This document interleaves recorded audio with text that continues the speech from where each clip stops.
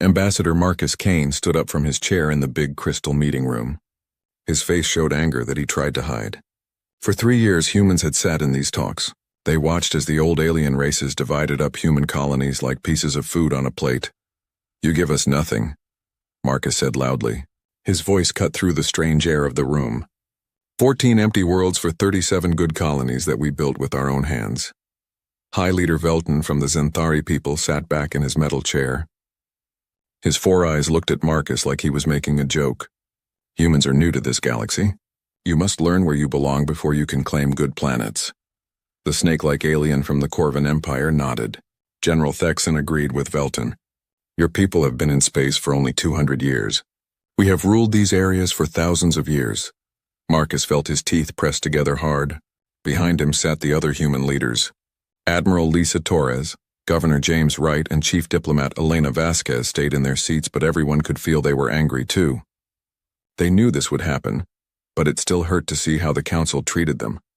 "Also," Velton continued with his fake nice voice, "the council will protect your small fleet. For a fair payment, of course." The insult was clear. The council thought human ships were weak and funny. But human colonies had fought off space pirates and border fights for many years without any help from the council. Marcus stood taller. His gray hair caught the strange light of the room. "We came here thinking the council cared about fairness and respect between different peoples." "And you got fairness," Velton said smoothly.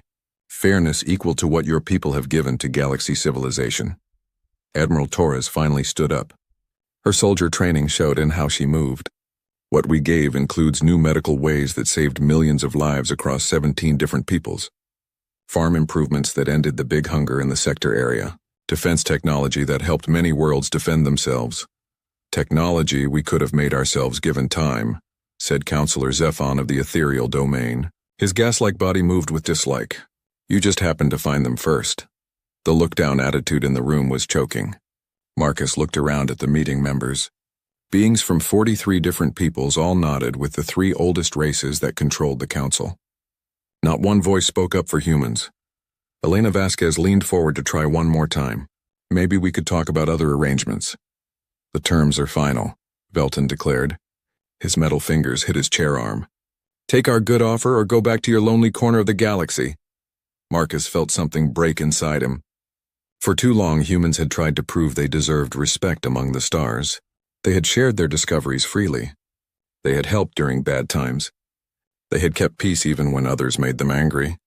Yet here they sat, being treated like children begging for food scraps from adults. He reached into his meeting case and took out a sealed data pad. He placed it carefully on the talk table. "Then these talks are over." The room made surprised sounds. Velton looked at the data pad with new interest. "What is that, Ambassador?" "Official notice that humanity is leaving all talks with the Galactic Council," Marcus replied. His voice stayed steady even though what he was doing was huge. "Starting now, all human colonies, trade routes, and territories are declared independent of council control." General Thexan made an angry snake sound. His reptile face twisted. "You cannot just declare freedom from the council. No people have ever done that before. No people have ever been pushed this far," Admiral Torres said, moving to stand beside Marcus. "But there is a first time for everything." Velton's amusement was gone, replaced by something like worry. "Ambassador Kane, I ask you to think again. Humanity benefits greatly from council membership. Without our protection, your colonies will be open to attacks. Your trade routes will be undefended. Our business is no longer your concern," Marcus said firmly. Governor Wright and Elena Vasquez now stood with their team members, showing they all agreed.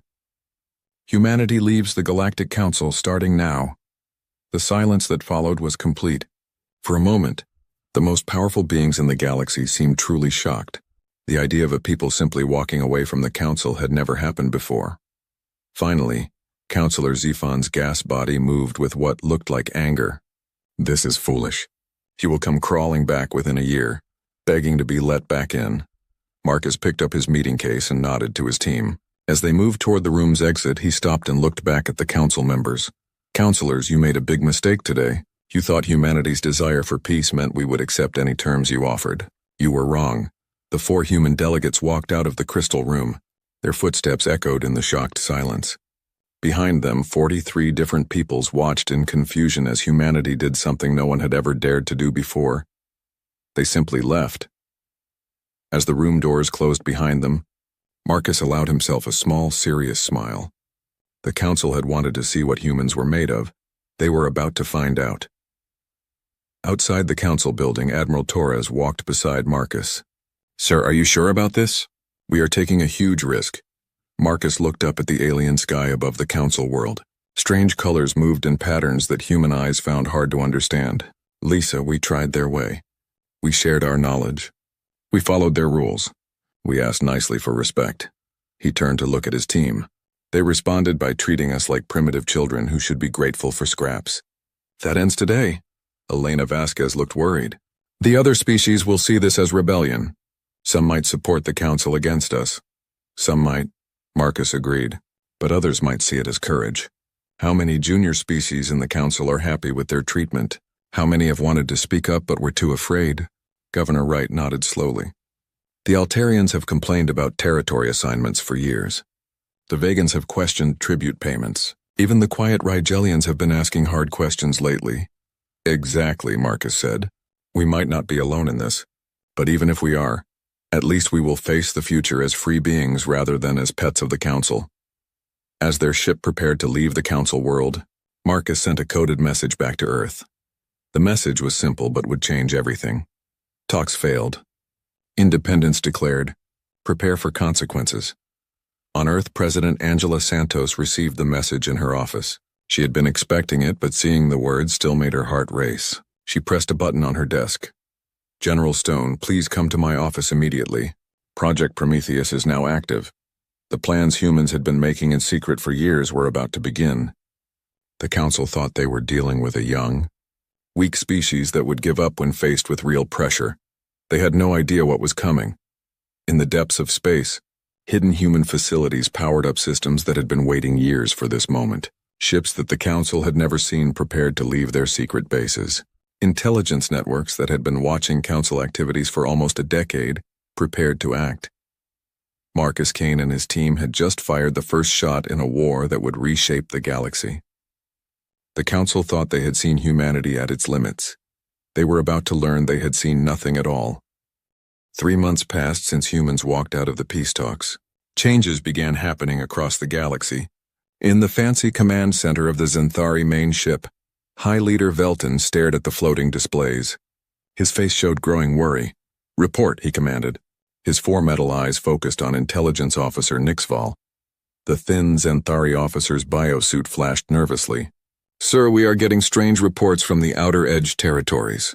Human colonial forces have expanded their presence a lot." "Expanded how?" Felton's artificial voice carried a dangerous edge. Nixval changed the floating display. It showed a 3-dimensional map of the galaxy's contested regions. Red markers showed new human positions. There were far more than there should have been. 17 systems that were previously uncontested are now under human control. They have built mining operations, defense installations, and something else. General Thexan appeared in the room using quantum communication. His reptile features were twisted with anger. "My forces tried to investigate the Kepler 442 system yesterday. We lost contact with an entire scouting group." "Lost contact?" Velton's attention became sharp. "Destroyed?" "Unknown.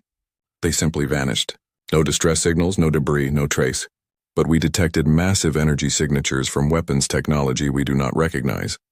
Counselor Zephon's gas form appeared in the meeting. His body pulsed with worry. The ethereal domain has experienced similar incidents. Human vessels are appearing in sectors they never had access to.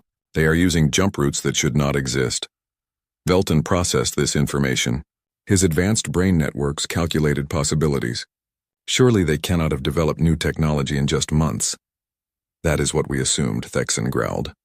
"But our intelligence suggests otherwise. Intercepted communications indicate humanity has been working on something they call Project Pandora for the past 10 years. The name sent a strange chill through Velton's computer systems. "What kind of project?" "Unknown. But the resources they have been putting into it are huge. Every human colony has contributed materials, personnel, and research data. It is like they have been preparing for this moment." In the depths of the Proxima Centauri system, Admiral Torres stood on the bridge of the newly built UES Defiance. It was humanity's most advanced warship. Unlike the smooth artistic designs favored by the Council species, human vessels looked utilitarian and aggressive. They were built for maximum effectiveness. "Admiral," called Captain Rivera from her position at the tactical station.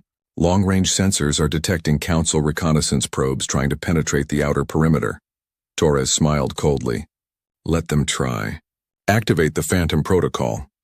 Around the Proxima system, dozens of seemingly empty regions of space suddenly erupted with energy. Cloaked human installations powered up. The Council species had spent so long looking down on humanity that they never bothered to truly study human capabilities. That oversight was about to prove costly. Back on the Council flagship, Nixfil's biosuit was now strobing with alarm patterns. "Sir, we are receiving emergency transmissions from trade convoy Zeta 7. They report being intercepted by human vessels near the Vega Junction." "Intercepted for what purpose?" "They are checking cargo manifests and collecting information about Council trade routes." But here is the disturbing part. The humans knew exactly when and where to find the convoy. They had intelligence that should have been impossible to obtain. Belton's metal fingers drummed against his command chair. For centuries, the Council had maintained its power through superior technology, vast information networks, and the assumption that younger species would remain dependent on their guidance. The idea that humans might have been building their own intelligence apparatus was troubling. "What about the other junior species?" he asked. "Are they showing signs of similar independence?" Zephin's form flickered with what might have been worry. "That is perhaps the most concerning development. The Altarians have formally requested a review of their territorial assignments. The Vegan Commonwealth has suspended tribute payments pending internal restructuring. Even the normally compliant Rigelians are asking pointed questions about Council policies." The implication was clear. Humanity's defection was inspiring other species to question the established order. General Thexon's image leaned forward aggressively. "We need to make an example of the humans before this rebellion spreads. I have 3 full battle fleets ready to move on their core systems." "And do what?" Belton asked. "We still do not understand what they are capable of. Every probe we have sent into human space has either been turned away or disappeared entirely." "Then we send something they cannot turn away," Thexon snarled. "A full military force that demands answers." In the shadowy briefing room of Luna Station, Ambassador Marcus Kane sat across from a figure the Council species had never seen before. General Patricia Stone commanded humanity's Black Operations Division. "The Council is getting nervous," Stone reported. Her augmented eyes displayed tactical data directly into her visual cortex. "They are positioning forces for what looks like a probe in force against the Sol system." Marcus nodded. "Expected. How many ships?" "Thexon is assembling roughly 300 vessels. Standard Council intimidation tactics." "And our response?" Stone's smile was predatory. "Operation Prometheus goes live in 72 hours. Every major Council species will simultaneously discover just how much humanity has learned about their military capabilities, trade networks, and political structures over the past decade." Marcus raised an eyebrow. "All at once?" "The Council likes to present a united front. Let us see how united they remain when they realize humans have been inside their most secure systems for years." Stone activated a holographic display, showing the galaxy's power structure. They thought they were dealing with primitive newcomers. They are about to learn they have been sharing their galaxy with apex predators. As if summoned by their conversation, Marcus's communication device activated. Velton's artificial features appeared in the hologram. His 4 eyes blazed with barely controlled anger. "Ambassador Kane, I trust you have had time to reconsider your hasty departure from our negotiations." Marcus leaned back in his chair, completely relaxed. "Actually, Counselor, I have been quite busy. But please, what can humanity do for you?" The casual dismissal clearly infuriated Velton. "Your species' recent territorial expansion has not gone unnoticed. The Council demands an immediate explanation for your aggressive actions." "Aggressive?" Marcus laughed genuinely. "We are simply exercising the same rights every species in the galaxy enjoys. Unless, of course, you are claiming those rights do not apply to humanity? You know perfectly well what I mean. Your forces are operating in sectors far beyond your assigned territories." "Assigned by whom?" Marcus asked sweetly. "We withdrew from the Council, remember? Your assignments no longer apply to us." Velton's metal features twisted with frustration. The Council will not tolerate this disruption of galactic order. Return to your designated space immediately or face the consequences. Marcus stood up. His expression hardened. Counselor Velton, let me be very clear. Humanity tried cooperation. We offered friendship, shared our knowledge, and sought peaceful coexistence. You responded with condescension and territorial demands. He leaned toward the hologram. But you made one critical miscalculation. You assumed that because we sought peace, we were incapable of war. The transmission ended abruptly. Velton stared at empty space. On Luna Station, General Stone checked her chronometer. 68 hours until Prometheus. Marcus nodded grimly. The Council wanted to know what humans are capable of when pushed too far. They are about to find out. General Thexan stood on the command deck of his flagship, the Corvin's Wrath. He watched his assembled war fleet prepare for departure. 300 vessels from a dozen different Council species hung in formation around the massive dreadnought. Their varied designs created a display of technological superiority that had dominated the galaxy for thousands of years. Status report, he growled to his tactical officer. All vessels ready for jump to the Sol system, General. Long-range scanners show minimal human fleet presence. Intelligence suggests they are concentrating their forces around their core worlds. Thexan's reptile features twisted into what passed for a smile among his species. Predictable.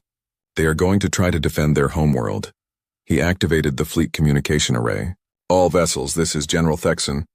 We jump to human space in 30 minutes. Our mission is simple. Demonstrate Council authority and force humanity back into compliance. What the General did not know was that his secure communications were being intercepted by a human intelligence operative named Dr. Alex Morgan. Morgan sat in a facility buried deep beneath the Martian surface. His fingers danced across holographic interfaces as he monitored not just Thexan's fleet, but similar preparations across the entire Council sphere. Prometheus Control, this is Monitor Station 7. Morgan spoke into his headset. Council forces are moving on schedule. Centauri surveillance ships are repositioning around the Rigel sector. Ethereal domain forces are mobilizing near the galactic core. All targets are in position. The response came from General Stone herself. Confirmed, 7. Execute Prometheus on my mark. Across the galaxy, similar scenes were playing out as human operatives who had spent years infiltrating Council society prepared to reveal just how deeply humanity had penetrated their enemy's infrastructure. Hi. Leader Velton was reviewing tactical reports when his primary data system suddenly went dark. Emergency lighting bathed his command chamber in an ominous red glow as backup systems struggled to compensate. What is happening? He demanded. His intelligence coordinator, Nixval, was frantically working at multiple control interfaces. Sir, we are experiencing massive system failures across all networks. It is like something is systematically dismantling our information grid. Impossible. Our systems are protected by quantum encryption barriers that would take centuries to break. Nixval's biosuit began flashing critical alerts. Sir, the barriers are not being broken. They are being bypassed entirely. Whatever is doing this has administrative access codes. Before Velton could respond, every display in the command center activated simultaneously. They all showed the same image. Ambassador Marcus Kane sitting calmly in what appeared to be a standard human briefing room. Greetings, Leader Velton, Marcus said. His voice carried clearly through the chamber's audio systems. I hope we have not interrupted anything important. Kane, Velton snarled. What is the meaning of this intrusion? Just a small demonstration of human capabilities, Marcus replied pleasantly. You see, while you were busy treating us like primitive children, we were doing what humans do best. Adapting, learning, and preparing. Similar scenes were occurring throughout the Council sphere. On the ethereal domain's homeworld, Counselor Zephon watched in horror as his species' most secure computational matrices were infiltrated and controlled by unknown human systems. General Thexan found his fleet's navigation computers displaying human star charts instead of Council data. But the most shocking revelation was yet to come. You are probably wondering how we managed to penetrate your security systems, Marcus continued.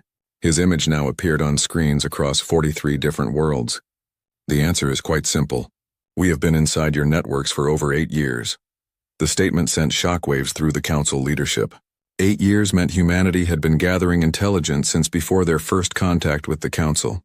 You see, Marcus explained, when humanity first detected Council communications, we made a strategic decision.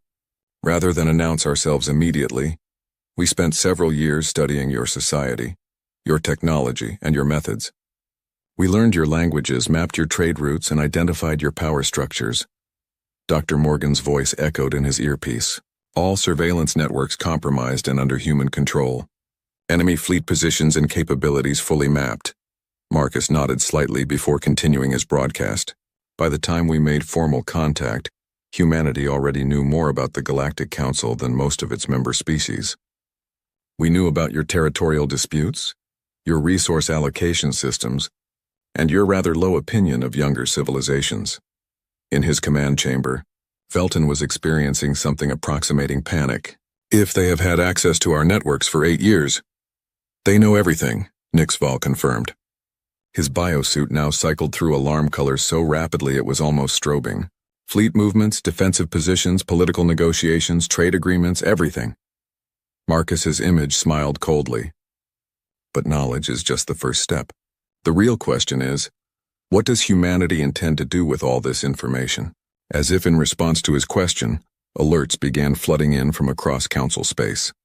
Human vessels, not the crude utilitarian ships the Council expected, but sleek advanced warships that had apparently been hidden for months, were emerging from seemingly empty regions of space. General Stone's voice cut across all Council communication frequencies. Attention, Council forces. You are hereby ordered to withdraw from all disputed territories and return to your core systems immediately. General Thexon's reptile roar of rage echoed through his flagship's bridge. Impossible. How can they have ships in positions we have never detected? His tactical officer's voice was shaking. Sir, our sensors are showing human vessels in 17 systems we thought were unoccupied.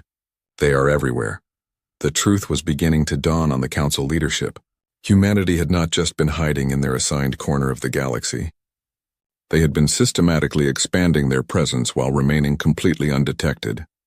Ambassador Kane's broadcast continued. For too long, the Council has operated under the assumption that military might and technological superiority automatically grant political authority. You have grown comfortable in your dominance, secure in the belief that younger species will always remain dependent on your guidance. On the bridge of the UES Defiance, Admiral Torres watched as her fleet moved into attack positions around General Thexon's armada. The Council ships found themselves surrounded by human vessels that had appeared as if from nowhere. Admiral, Captain Rivera reported, all human fleets are in position. Operation Prometheus is fully deployed. Torres activated her communication array. General Thexon, this is Admiral Torres of the United Earth Space Command. Your fleet is now surrounded by superior forces. I strongly suggest you reconsider your current course of action. Thexon's reply crackled with fury and disbelief. Surrounded by what? We see perhaps 50 human vessels. Look again, General. And this time, use full-spectrum scanners. When Thexon's forces activated their most advanced detection systems, the tactical display transformed completely. What had appeared to be 50 human ships revealed itself to be over 200. Emerging from sophisticated cloaking systems the Council had never encountered before. Back on the Council's home worlds, Marcus Kane prepared to deliver the final blow to their assumptions about human capabilities. The Galactic Council made a fundamental error, he said. His voice now carried across the entire galaxy, as human operatives seized control of every major communication network. You assumed that because humanity sought peace, we were incapable of war. You believed that because we shared our technology freely, we had no secrets of our own. He leaned forward, his expression hardening. You were wrong on both counts. Dr. Morgan activated the final phase of Prometheus. Across Council space, detailed intelligence files began appearing on government computers, military databases, and public information networks. Trade routes that had been secret for centuries were published openly. Military deployment patterns were revealed in embarrassing detail. Political scandals that had been carefully buried surfaced simultaneously on dozens of worlds. This is what humanity learned during our 8 years of observation, Marcus continued. Every corruption scheme, every territorial grab, Every backroom deal that kept your populations in line while the council species grew fat on tribute and resources. The effect was immediate and devastating. On world after world, populations that had lived under council rule for generations suddenly had access to information that revealed the true nature of their governments. Activities, riots began on 7 worlds. Within the first hour, the age of the Galactic Council's unquestioned authority is over, Marcus declared.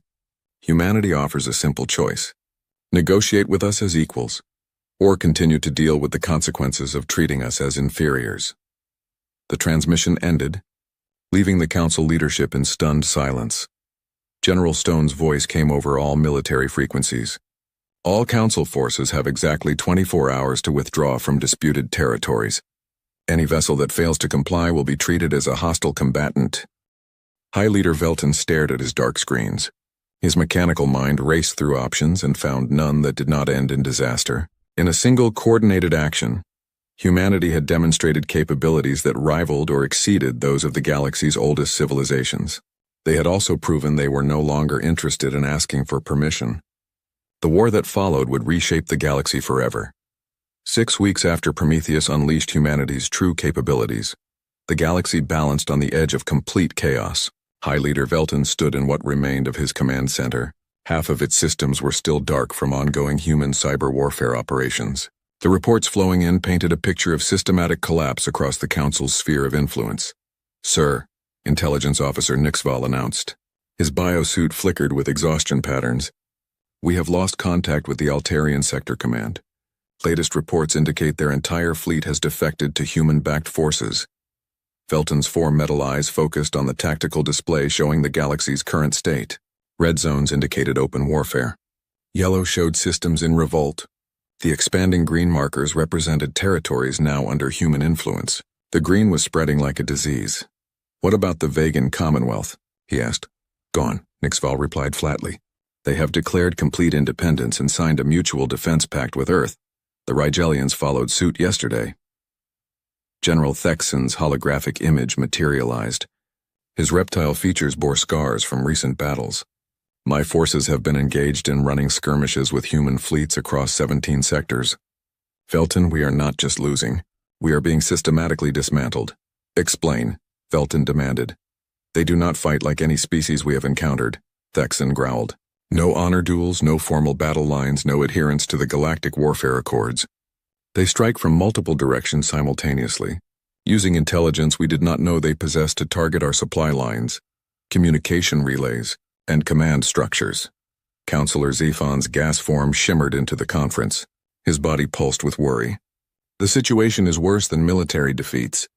The information they released through Prometheus has triggered revolutions on 37 worlds. Populations that accepted council authority for centuries are now demanding independence. The scope of the disaster was unprecedented.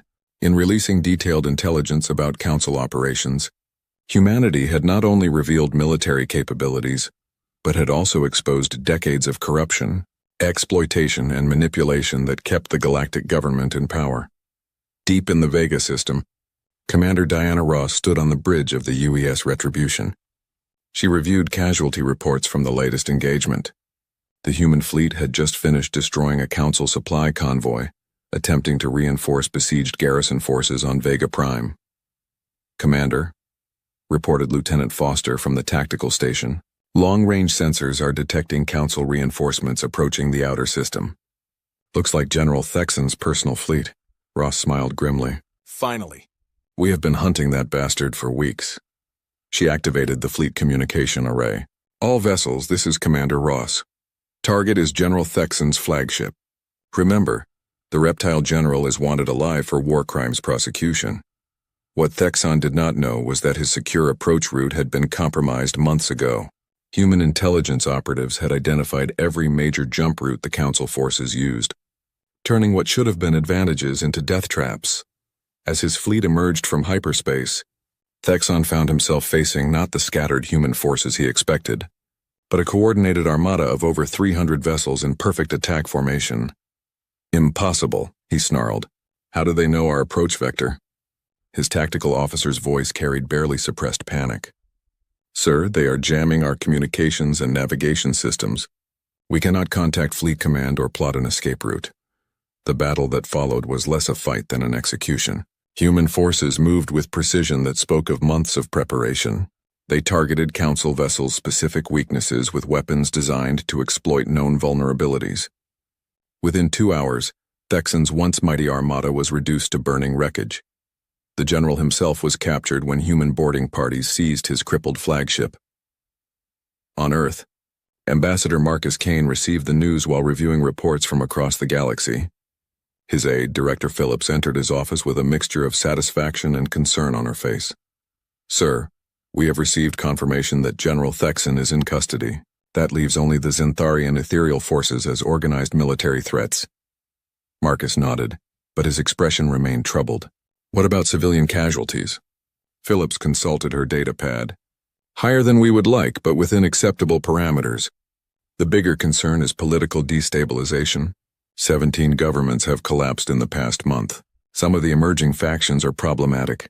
This was the dark side of humanity's campaign against the Council, in exposing the corruption and authoritarian control that held the galactic government together.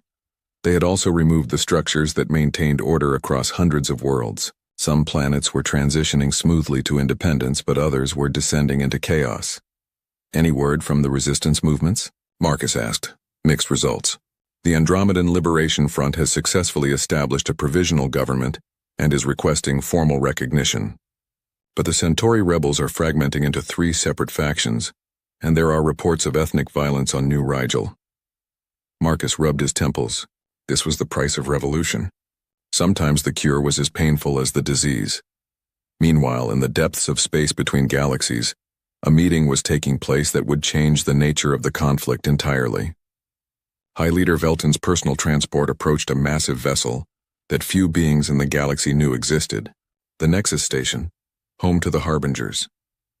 The Harbingers were the galaxy's oldest species, predating even the Council by millions of years.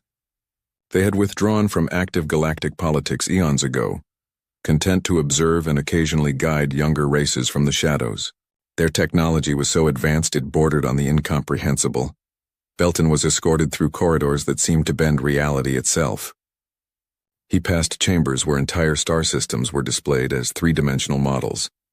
Finally, he was brought before the Harbinger Prime, a being of pure energy contained within a crystalline matrix.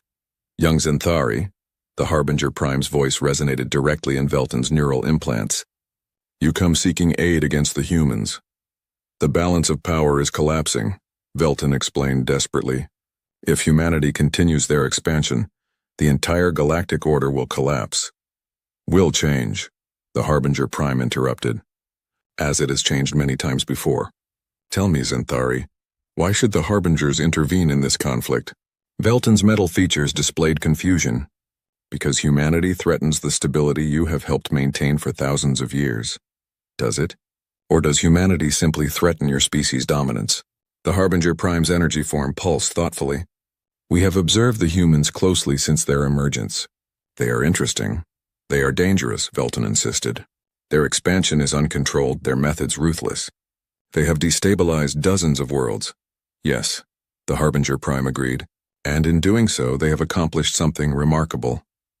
They have forced evolutionary pressure on a galaxy that had become stagnant. For too long, the Council species have ruled through fear and control rather than innovation and growth." Velton felt a chill that had nothing to do with the station's temperature. "You are not going to help us." "On the contrary," the Harbinger Prime replied, "we are going to help you. But perhaps not in the way you expect." The crystalline being began to glow more brightly. "Return to your people, Xanthari. Tell them the Harbingers offer a single option: surrender." "Surrender?" Felton's artificial voice cracked with disbelief. "Unconditional surrender to humanity, with terms to be negotiated directly with Earth's government. The alternative is complete annihilation." Velton began to protest, but the Harbinger Prime cut him off. "You misunderstand the situation, young one. The humans have already won this war. They won it the moment they walked away from your negotiations and began acting as equals rather than supplicants. What you are experiencing now is not a war. It is the inevitable conclusion of your own failures." The Harbinger's form pulsed with what might have been amusement. "Did you truly believe that a species capable of reaching the stars in mere centuries would remain content with the scraps you offered them? Did you think beings who had survived and thrived on one of the galaxy's most hostile worlds would be intimidated by your displays of superior technology? Velton's advanced neural networks processed the implications, and he felt something approaching despair. You are saying humanity was always destined to challenge us. Not challenge, Zenthari, replace. The humans represent evolution in action, a young species with the adaptability and drive necessary to take the next step in galactic civilization. The Council species have become comfortable with power, corrupt with authority. You have forgotten what it means to struggle, to adapt, to grow. The audience was clearly over as crystalline barriers began forming around Velton, preparing to transport him back to his ship. Remember our terms, Zenthari.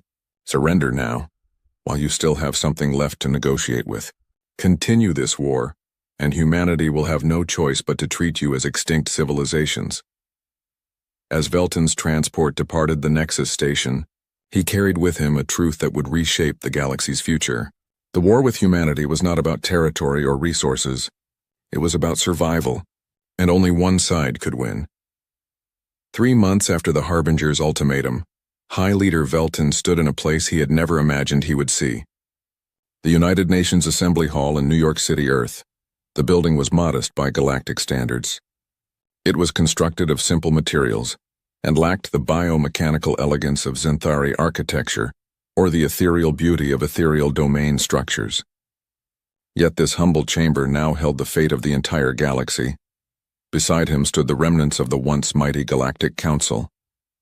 Councillor Zephon's diminished gas form, Admiral Kexter representing the defeated Corvan Empire, and delegates from the few remaining Council species that had survived the war. All of them bore the unmistakable marks of defeat, scars, exhaustion, and the hollow look of beings who had seen their world order collapse.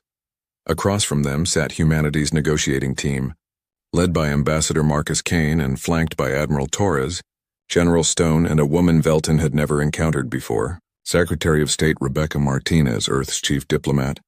Before we begin, Secretary Martinez said, her voice carrying the quiet authority of someone who spoke for a victorious civilization, I want to acknowledge the courage it took for your peoples to come here today. Surrender is never easy, especially for species that have ruled the galaxy for thousands of years. Velton's metal features registered bitter irony at the humans' diplomatic politeness. Even in victory, they offered their defeated enemies dignity, something the Council had never extended to younger species. However, Martinez continued, let us be clear about the current situation. The Galactic Council as a governing body has ceased to exist.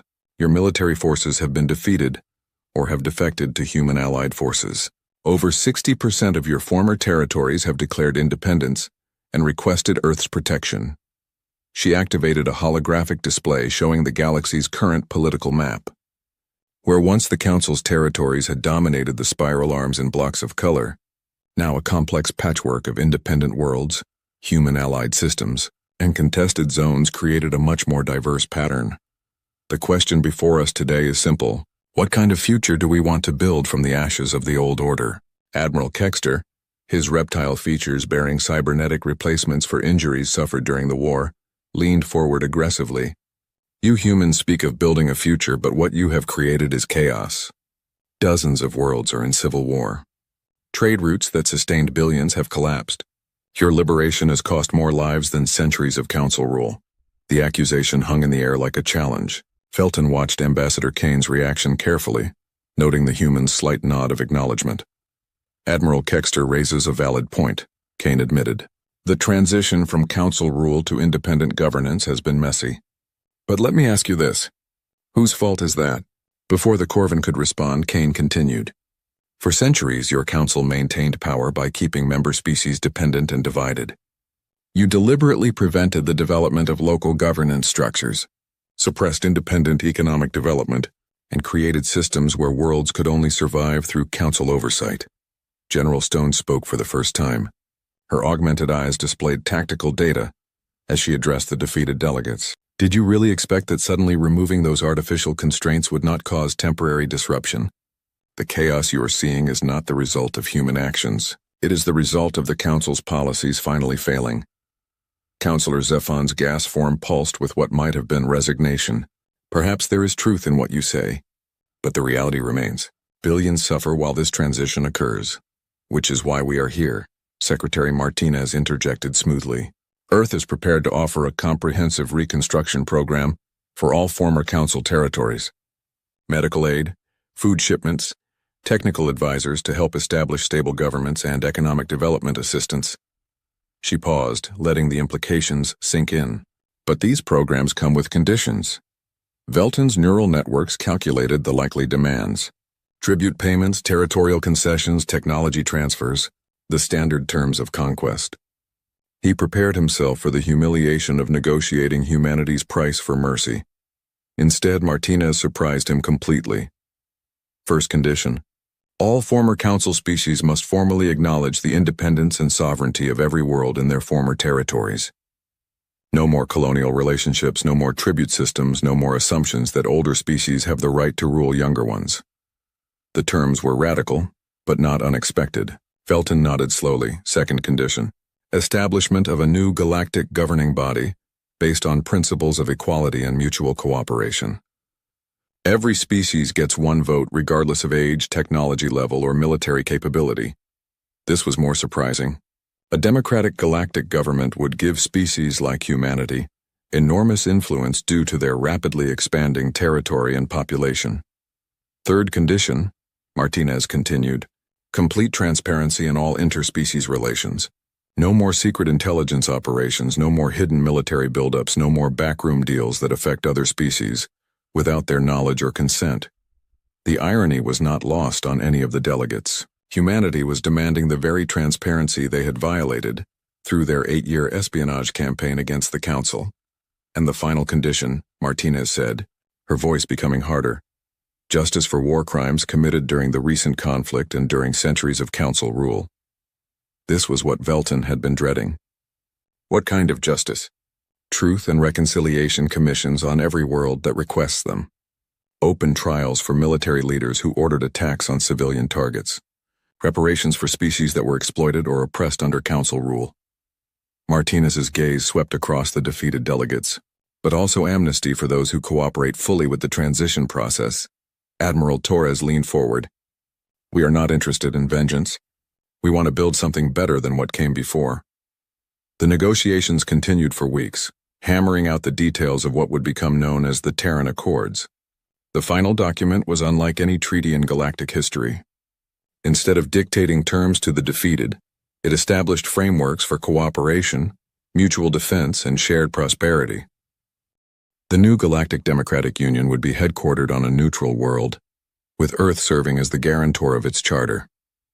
Species that had never been allowed to speak in their own defense under Council rule were granted full voting rights. Trade routes would be open to all species, regulated only by environmental and safety concerns rather than political favoritism. Perhaps most importantly, the Accords established the principle that no species had the right to rule another without consent. A direct repudiation of everything the Council had stood for. As Velton signed the final documents, he reflected on the irony of the situation. Humanity had accomplished in months what the Council claimed was impossible. They had created a system where different species could coexist as equals, rather than in hierarchical relationships determined by age and technology. Leader Velton, Ambassador Kane said as the signing ceremony concluded, I want you to know that humanity bears no ill will toward your people. The Zenthari have contributed much to galactic civilization. We hope that will continue under the new order. Velton looked at this human who had been his enemy and found himself genuinely confused by what he saw. Where he had expected triumphant conquerors, he found beings who seemed almost regretful about the necessity of war. Why, he asked. You have won everything. Why offer mercy to those who oppressed you? Kane smiled sadly. Because mercy is what separates civilization from barbarism, leader. The Council ruled through fear and intimidation. We want to rule, if you can call it ruling, through hope and cooperation. 6 months later, Velton stood in the Assembly, hall of the new Galactic Democratic Union. He watched delegates from 127 different species debate trade regulations with a passion that would have been unthinkable under Council rule. The Zenthari Collective now held exactly one vote among many. Their opinions were valued but not dominant. It was, he had to admit, remarkably democratic. Admiral Torres approached him during a break in the session. "Any regrets, leader?" Felton considered the question carefully. His people had lost their empire, their assumed superiority, their unquestioned authority over younger species. But they had gained something unexpected. Respect earned through contribution rather than demanded through force. "I regret that it took a war to teach us what humanity understood from the beginning," he replied. "That strength comes not from controlling others but from working together as equals." Torres nodded. "It took us a while to learn that lesson too. The important thing is that we did learn it." As the session resumed, Felton listened to a young Altarian delegate passionately arguing for environmental protections in the Outer Rim territories. Beside her, a Vegan representative offered technical solutions, while a human advisor provided economic impact assessments. This was what the galaxy could have been all along, he realized. Not a hierarchy of ancient species ruling over younger ones, but a community of equals working together toward common goals. The Council had ruled through the assumption that some beings were naturally superior to others. Humanity had proven that the only real superiority lay in the wisdom to reject that assumption entirely. In the end, that wisdom had not just won them a war, it had won them a galaxy. The great meeting hall on Nexus Prime buzzed with worried voices. Leaders from 12 different alien races sat around a massive circular table made of glowing crystal. The air felt heavy with fear and desperation. Outside the tall windows, 3 moons hung in the purple sky like watching eyes. Admiral Keth stood at the front of the room.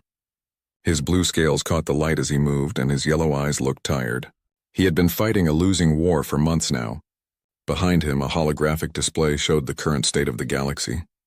Red dots marked the places where entire worlds had been destroyed. "Friends and allies," Keth began, his voice carrying across the silent room. "We have lost 17 colonies in the past few months. The Void Reapers are moving faster than we expected. Their ships can pass through our shields like they are made of air. Our weapons barely scratch their hulls." A tall, thin being with silver skin raised her hand. Ambassador Lyra spoke in a voice that sounded like wind chimes. "What about the outer colonies? Should we not move the people to safer places?" "Move them where?" General Voss slammed his metal fist on the table. The sound echoed through the hall like thunder. "There are no safe places left. These creatures destroy everything they touch. We are warriors, not runners hiding in caves." The argument that followed was loud and angry. Some wanted to fight. Others wanted to run. Nobody had any good ideas about how to win. The Void Reapers had technology that was far beyond anything the Federation had ever seen. From the back of the room, an old voice spoke quietly. "There might be another way." Everyone turned to look. Elder Nix walked slowly toward the table, his walking stick clicking on the smooth floor. He was ancient, even by the standards of his long-lived race. His pale eyes held the memories of 1,000 years. "What are you talking about, old one?" General Voss asked, though his tone was more respectful now. Elder Nix stopped beside the holographic display.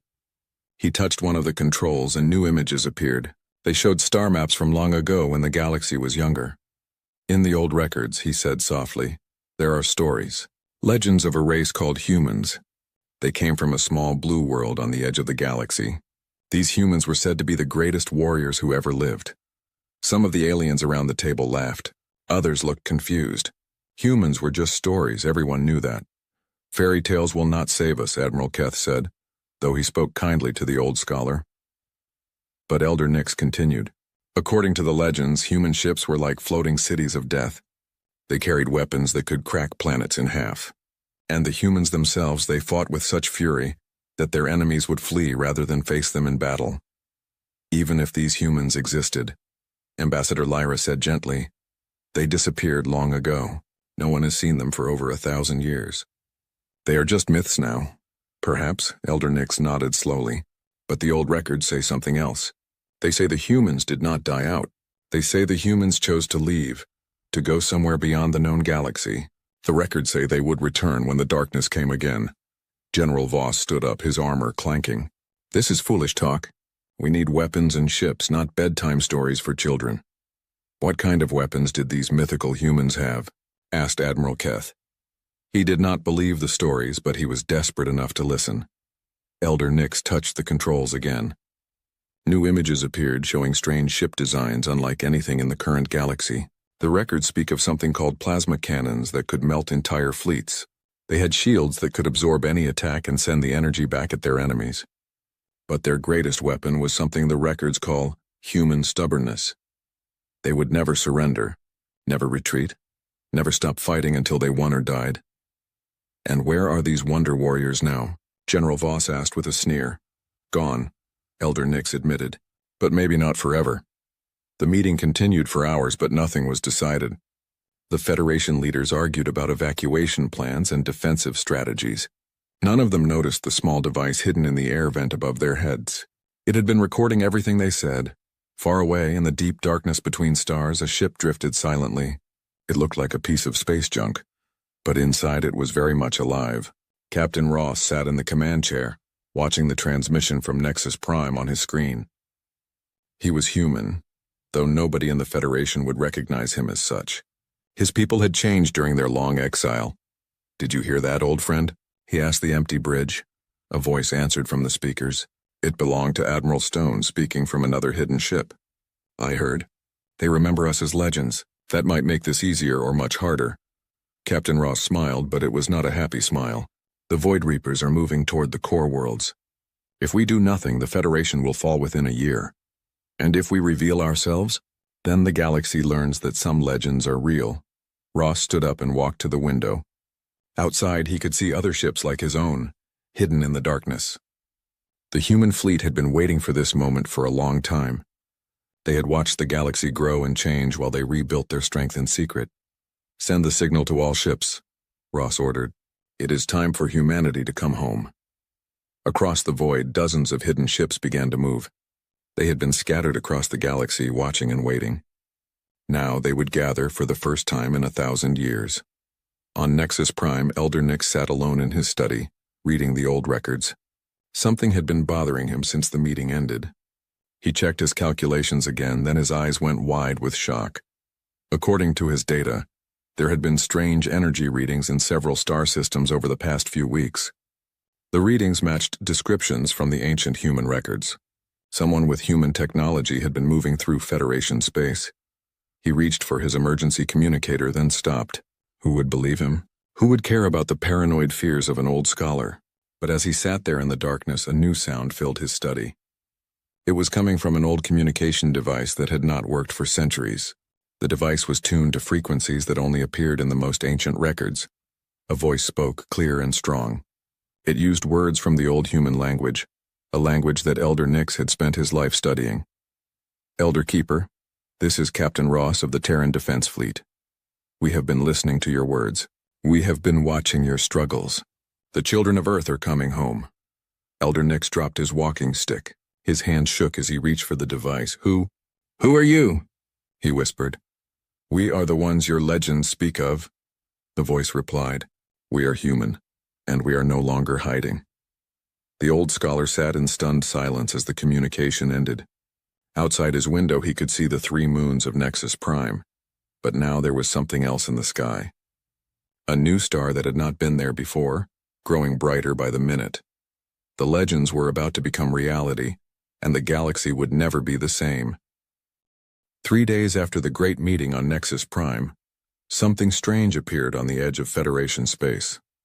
Mining Station Omega-7 was a small outpost built into an asteroid, far from any major shipping lanes.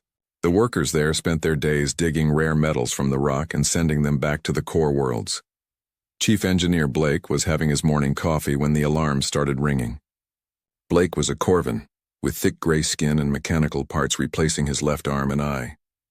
He had worked in space for 30 years and had never seen anything like what appeared on his sensors. "What in the 7 hells is that?" he muttered, staring at his screen. His assistant, a young Tethian named Iris, floated over to look.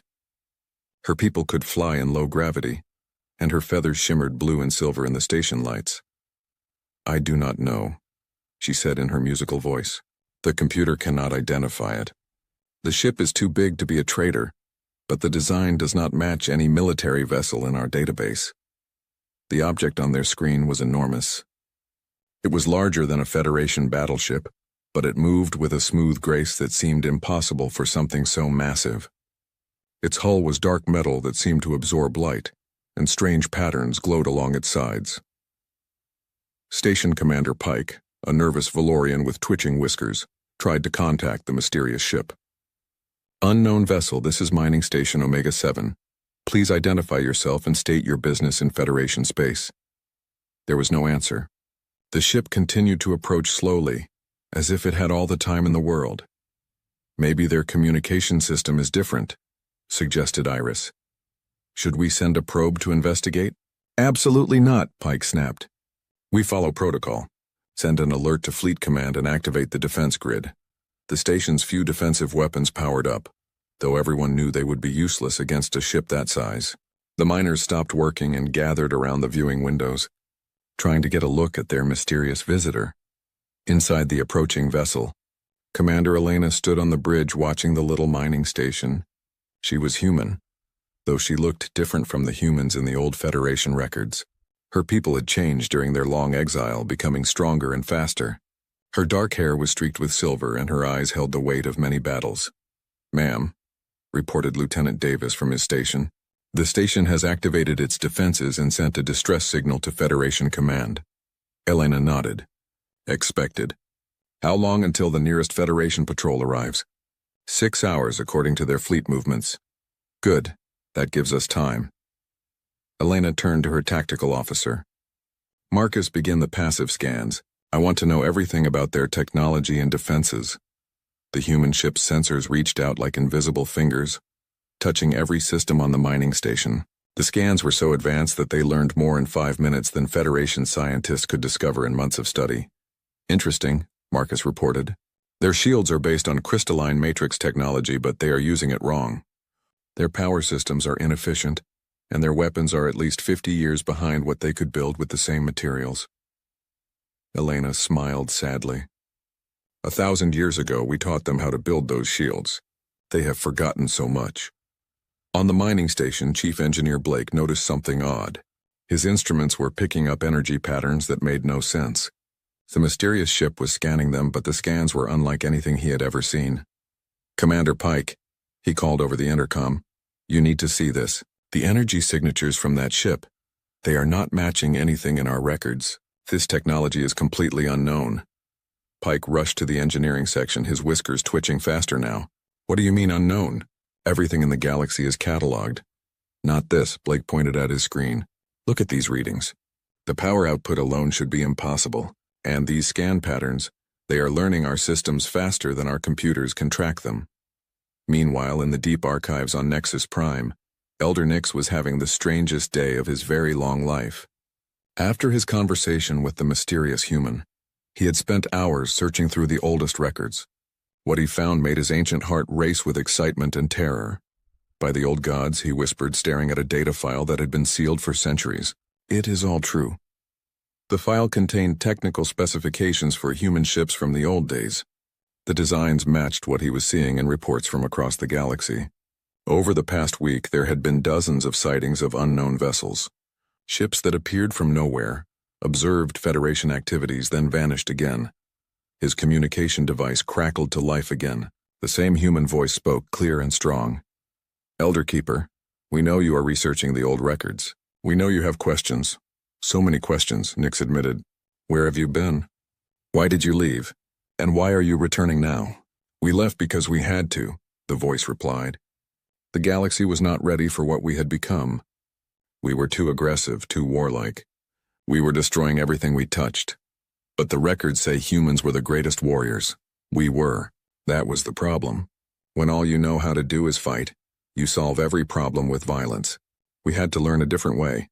Elder Nick sat down heavily in his chair. And now? What are you now? We are still warriors, the voice said. But now we fight only when fighting is the only choice left. The Void Reapers have made that choice for us. Back at Mining Station Omega-7, the mysterious ship had stopped just outside weapon range. For 2 hours it sat there, silent and watching. Then suddenly, every screen on the station lit up with the same message. The message was written in Federation Standard, but there was something different about the language. It was older, more formal, like reading ancient poetry. People of the Federation, the message began. We greet you after long silence. We are the children of Earth, the ones your stories call human. We have returned because the darkness threatens all life in the galaxy. Soon you will need our help. We offer it freely as we once did long ago. Do not fear us. We are not your enemies. We are your guardians returned from the long watch. Commander Pike read the message 3 times before his brain accepted what he was seeing. Humans, he whispered. Real, actual humans. The ship on their screen suddenly began to change. Panels slid back to reveal weapon systems that looked nothing like Federation technology. Energy began to build along the hull, creating patterns of light that were both beautiful and terrifying. Ma'am, Lieutenant Davis reported to Commander Elena.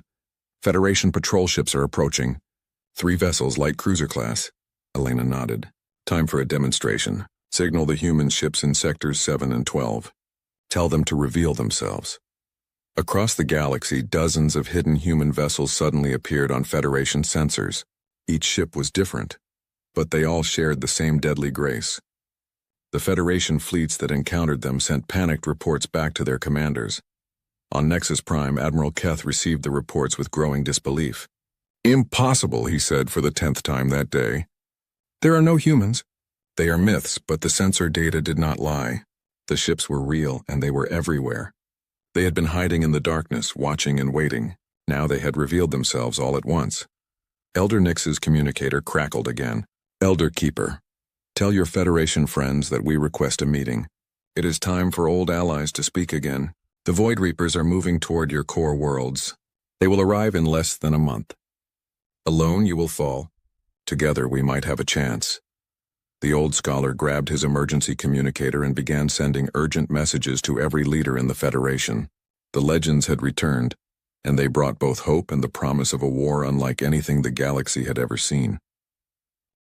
The Federation fleet gathered at Harvex Prime looked pitiful compared to what was coming. Admiral Keth stood on the bridge of his flagship, the Valorian Spear, counting his ships for the 100th time. 18 vessels, including his own. It was the largest force the Federation could gather on such short notice. Sir, reported his tactical officer Quinn, long-range sensors confirm 47 Void Reaper ships approaching. They will arrive in less than 3 hours. Keth closed his eyes and tried not to think about the 3 million civilians on the planet below. Harvex Prime was a beautiful world, covered in golden forests and crystal cities. In a few hours it would be nothing but ash and radiation. Any word from High Command about reinforcements? He asked, though he already knew the answer. Negative, sir. The nearest fleet is 6 days away. Keth nodded grimly. They would make their stand here, outnumbered more than 2 to 1 with weapons that barely worked against Void Reaper technology. It would be a glorious defeat, the kind that historians would write songs about, if there were any historians left alive to write them. Then something impossible appeared on his sensors. Sir. Quinn's voice was strange. Almost frightened. I am detecting 7 new contacts approaching from the outer system. They are moving very fast. Void Reapers? No, sir. The energy signatures are completely different. These ships are not in our database. Admiral Keth felt a cold chill run down his spine. Show me. The main screen lit up with an image that took his breath away. 7 ships unlike anything he had ever seen were approaching at incredible speed. They were massive, each one larger than his flagship, but they moved with liquid grace through space. Their hulls gleamed with some kind of advanced metal that seemed to shift color as they moved. Admiral Keth of the Federation fleet. A voice suddenly filled his bridge. This is Commander Elena of the human vessel Defiant Thunder. We offer our assistance. The bridge fell completely silent. Human. The word hung in the air like a physical thing. After a moment, Keth found his voice. This is impossible. Humans are legends. You cannot be real. A sound came through the speakers that might have been laughter. Admiral, legends do not mount plasma cannons capable of cracking moons. We have been monitoring your situation. The Void Reapers will arrive in 2 hours and 53 minutes. You have 18 ships. They have 47. Those are not good odds. Keth looked at the tactical display again. The human ships had taken positions around his fleet in a defensive pattern that was both elegant and deadly. Who are you really? He asked. We are exactly who we claim to be, Elena replied. We are the descendants of the humans your ancestors knew. We have been watching from the shadows, waiting for the galaxy to need us again. Today, it seems, is that day. On the planet below, Governor Wells was trying to coordinate the evacuation of Harvex Prime's major cities. Wells was a Tethian, with bright blue feathers and large, intelligent eyes. He had been a peacetime administrator, not a wartime leader, but he was doing his best. "Captain Torre," he called to his military aide, "how many people have we moved to the underground shelters?" Torre, a young Corvan with nervous energy, checked his tablet. "About 2 million, sir. But the shelters will not protect them if the Void Reapers use planet-killer weapons." Wells nodded sadly. They both knew the evacuation was mostly for show. When the Void Reapers finished with the Federation fleet, nothing on the planet would survive. "Sir," Torre said suddenly, staring at his sensor readout, "I am picking up new ships in orbit, 7 large vessels, but they are not Federation design." "Void Reaper scouts?" Wells asked with dread. "No, sir. These are something else entirely. The energy signatures are strange, unlike anything in our database." In space above the planet, the human fleet was preparing for battle. Each ship was a masterpiece of engineering, built in secret shipyards hidden in the dark spaces between stars. They carried technology that was 1,000 years more advanced than anything the Federation possessed. Captain Nathan commanded the human destroyer Wolf's Bane. His ship was the smallest in the fleet, but it carried weapons that could destroy entire city blocks. He had spent his whole life preparing for this moment, training for a war that might never come. "All ships, this is Admiral Stone," a voice came through the fleet communication system. Stone commanded the flagship Retribution's Edge, the most powerful warship ever built by human hands. "The Void Reapers will be here soon. Remember your training. Remember why we are here. Today we show the galaxy that humans do not abandon their friends." The Void Reaper fleet appeared at the edge of the system like a plague of darkness. Their ships were angular and black, designed to inspire fear as much as to destroy enemies. They had crushed 17 Federation colonies without losing a single vessel. They expected this battle to be just as easy. "Void Reaper fleet detected," reported Quinn from the Valorian Spear. 47 ships, including 3 heavy dreadnoughts. Admiral Keth felt his stomach clench. 3 dreadnoughts. Any one of them could destroy his entire fleet. "All Federation ships," came Elena's voice over the communication channel. "We recommend you pull back to defensive positions around the planet. Let us handle the initial engagement." "You are outnumbered almost 7 to 1, Keth protested. "Admiral," Elena replied calmly, "you are thinking like someone who has never fought humans before. Numbers are not everything." The 7 human ships suddenly spread out into a formation that looked random, but was actually perfectly calculated. Each vessel took a position that gave it the best possible angle of attack, while protecting its allies. Captain Julia commanded the human assault carrier Iron Resolve. Her ship carried fighter craft that were so advanced they seemed like magic to Federation observers. She watched the Void Reaper fleet approach and smiled coldly. "Launch all fighters," she ordered. "Show them what human pilots can do." Dozens of small craft erupted from the Iron Resolve and streaked toward the enemy fleet. They moved faster than anything the Federation had ever built, twisting and turning through space like living things. The Void Reapers opened fire first, their dark energy weapons reaching out to destroy the approaching fighters. But the human craft were not where the targeting computers expected them to be. They moved in 3 dimensions, using flight patterns that seemed to defy physics. "Impossible," Admiral Keth whispered, watching his tactical display. "Those fighters are pulling maneuvers that should tear them apart." "Human engineering," Elena said simply. "We build our machines to match our pilots, not the other way around." The first Void Reaper ship died in a flash of brilliant light as a human fighter somehow penetrated its shields and delivered a weapon that destroyed it from the inside. Then a second ship exploded, then a third. But the real shock came when the human capital ships opened fire. The Defiant Thunder's main guns erupted with beams of energy that seemed to bend space itself. The weapons hit a Void Reaper heavy cruiser and simply erased it from existence. Where there had been a massive warship, now there was only empty space and a few drifting particles. "By the old gods," General Voss's voice came through the communication channel from his ship. "What kind of weapons are those?" "The kind that end wars," replied Admiral Stone from the Retribution's Edge. The human flagship was preparing something that made the space around it ripple with contained energy. Stone's voice carried across all channels, calm and deadly. "All ships, Federation and human alike, recommend immediate withdrawal to minimum safe distance. We are about to demonstrate why humans were never truly conquered." The weapon that fired from the Retribution's Edge was beyond anything in Federation records. It was a lance of pure destruction that tore through the Void Reaper formation like a sword through paper. 3 enemy heavy cruisers and their flagship simply ceased to exist, leaving only expanding clouds of superheated gas. In the shocked silence that followed, Elder Nix's voice crackled through the communication channels from Nexus Prime, where he had been monitoring the battle. The legend spoke of their greatest weapon, the old scholar said quietly. Not their technology, but their refusal to accept defeat. Today we witness the return of humanity's children. For the first time in their recorded history, the Void Reapers began to retreat. The Battle of Harvex Prime was not over. The Void Reapers had lost their flagship and several major vessels, but they were not retreating as everyone hoped. Instead, they were regrouping, their remaining ships forming a new attack pattern that Admiral Keth had never seen before. "They are adapting to our tactics," reported Quinn from his sensor station. "The Void Reapers are changing their shield frequencies and battle formation." Admiral Keth watched the enemy fleet with growing worry.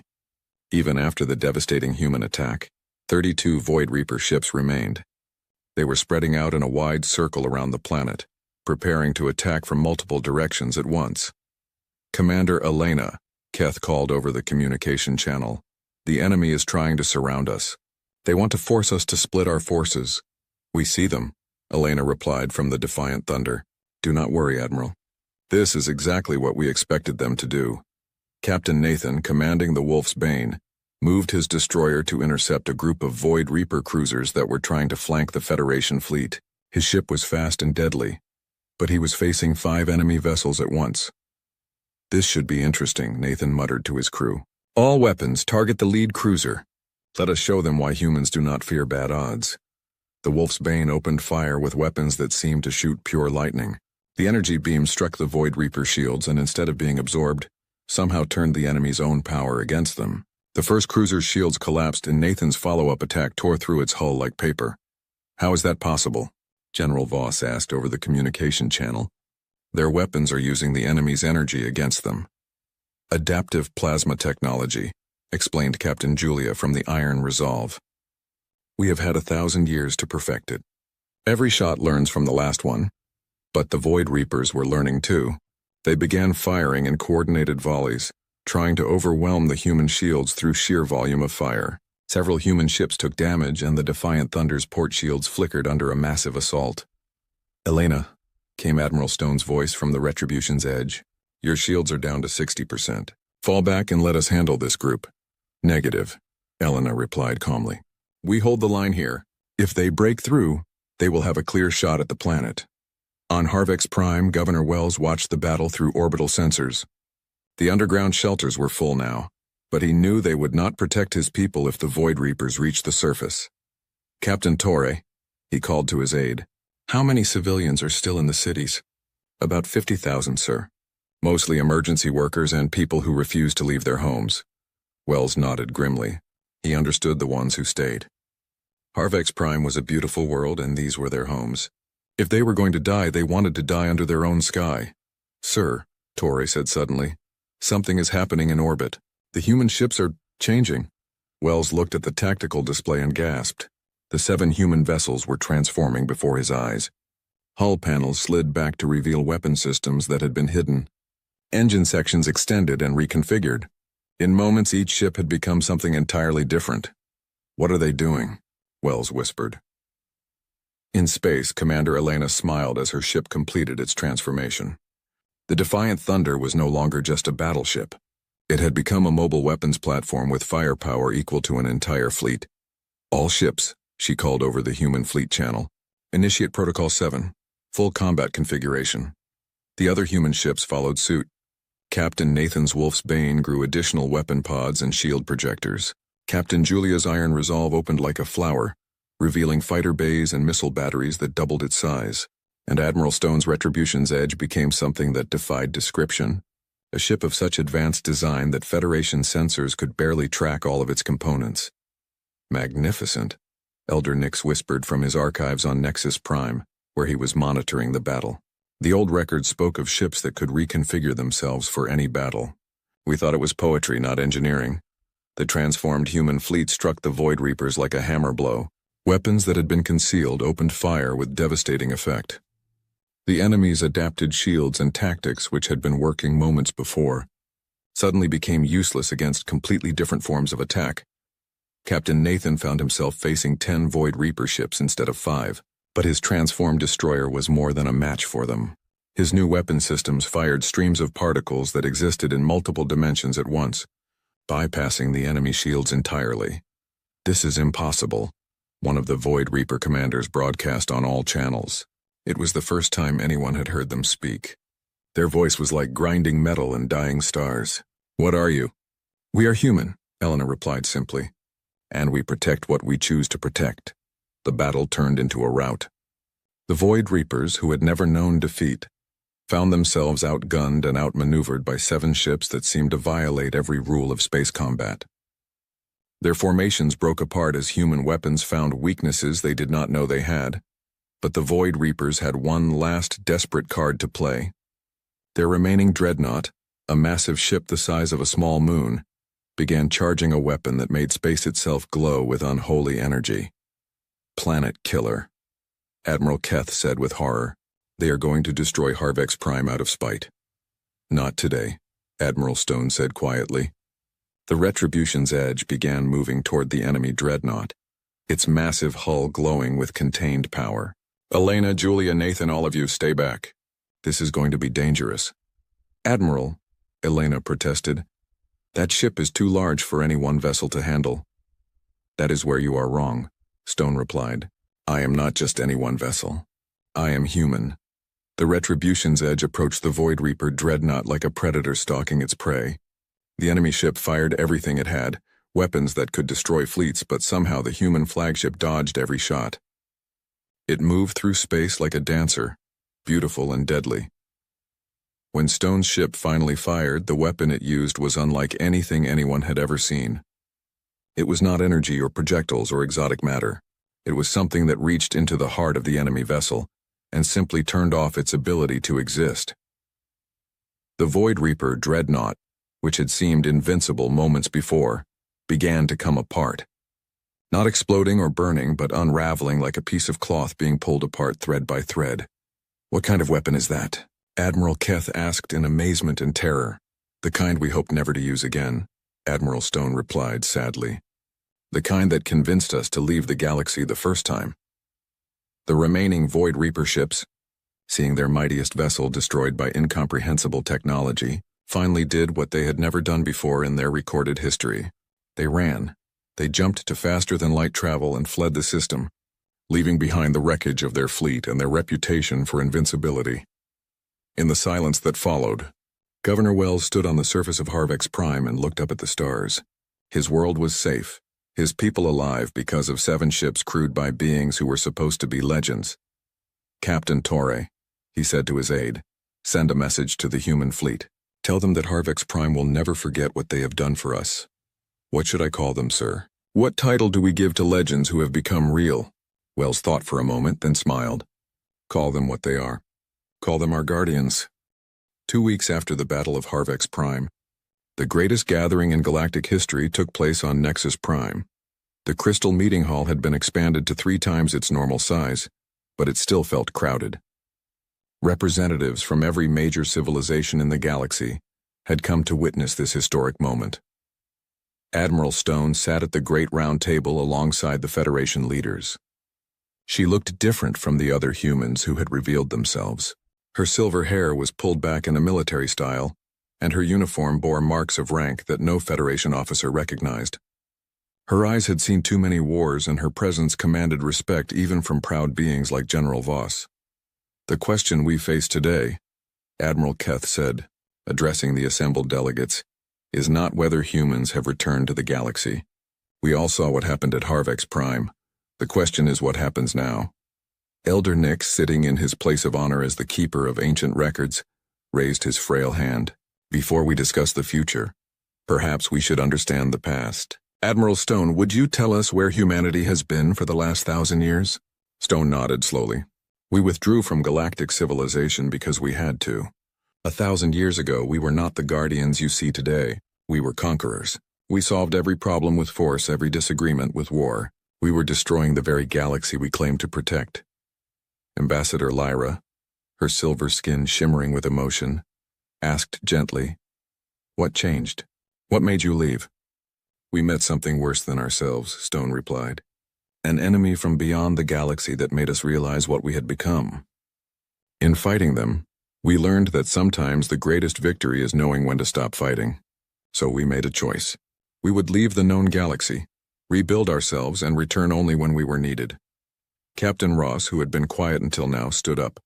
He was the human diplomat, chosen to speak for his people because he understood both war and peace. "We spent 1,000 years learning to be better. We built new ships, developed new technology, but most importantly, we learned wisdom. We watched the galaxy from the shadows, protecting it in ways you never knew." General Voss, his armor gleaming under the crystal lights, leaned forward. "You say you were protecting us, but we never saw you. How were you protecting anything?" Commander Elena smiled, and it was not entirely pleasant.